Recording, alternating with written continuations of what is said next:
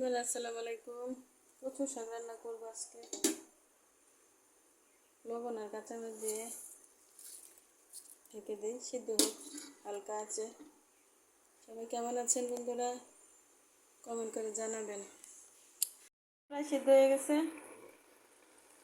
কচু শাক কিন্তু আমাদের খাওয়া খুবই জরুরি, শরীরের অনেক উপকার করে, বিশেষ করে রক্ত পরিষ্কার রাখে এবং রক্ত হতে সাহায্য করে। যাদের শরীরে রক্ত কম তারা কচু শাক নিয়মিত খাবেন। আমাদের এলাকার কচু শাক ঝোলটা শুকিয়ে গেলে, পানিটা শুকিয়ে গেলে নামিয়ে নিব। বন্ধুরা শাক থেকে পানি শুকিয়ে গেছে। তেল দিলাম, শুকনো মরিচ, কালি জিরা, এখানে রসুন পেঁয়াজ থেতো করা,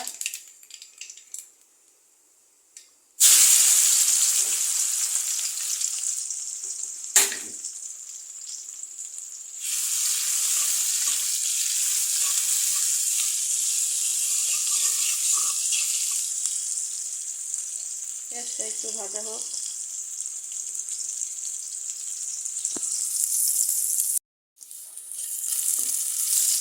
পেঁয়াজটা ভাজা হয়ে গেছে, তেল দিয়ে দিই।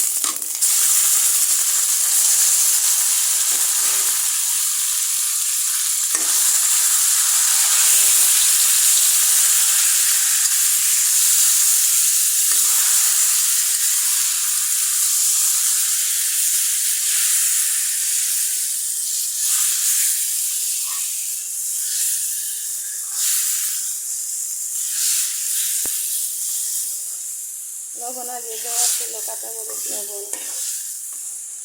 এখন শুধু কালি জিরা আর পেঁয়াজ রসুন দিয়ে বাগার দিচ্ছি। শুকনো মরিচ,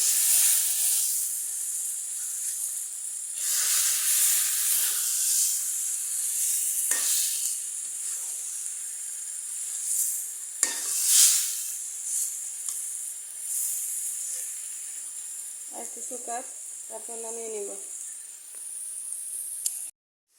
বন্ধুরা শাকটা হয়ে গেছে। রেসিপিটি ভালো লাগলে লাইক করবেন, শেয়ার করে পাশে থাকবেন।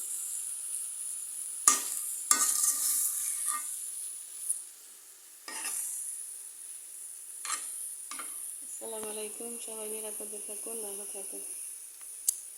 বন্ধুরা আসসালামু আলাইকুম। কচু শাক রান্না করবো আজকে। লবণ আর কাঁচামরিচ দিয়ে ঢেকে দিই, সিদ্ধ হোক হালকা আছে। সবাই কেমন আছেন বন্ধুরা, কমেন্ট করে জানাবেন।